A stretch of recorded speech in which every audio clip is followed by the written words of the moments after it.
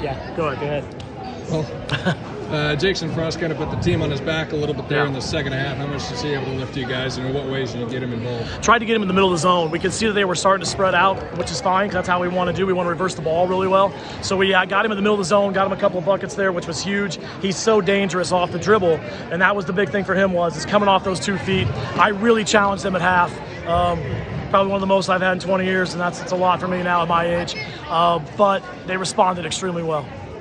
Yeah, they got some late momentum at the end of the first half. How did you kind of regroup from that? I was regroup as much as a very spirited halftime. Let's just call it that.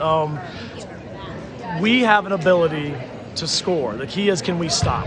And that was our problem. We weren't getting stops. We weren't getting the defense that we wanted to, and we weren't shooting well early, like you talked about. We weren't shooting the ball very well first quarter. I thought the third quarter was huge. Didn't go our way, but we were only down by 4. We found a way to keep grinding.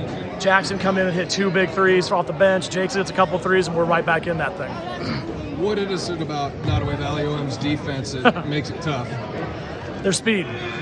They've got a lot of quickness out there, and they're very handsy. They remind me of us when we play our 2-3 zone. Very handsy in passing lanes. They're going to force you into playing up, and they do a great job of Jackson, especially when he puts it on the floor. They are coming for him, and if he can get rid of it to guys and distribute, we're okay. But if he can't, things get forced. 8 straight for you guys now. How do you like the way things are kind of shaping up for your group late in the regular season? I love it. I mean, when you get to January, it's all about wins. I tell my guys in December, you try to build a team. Then in January, you start evaluating. You got to get wins. In February, let the run go. And right now, we are sitting January 31st now with only 1 loss in January, and now we go into February with Bedford.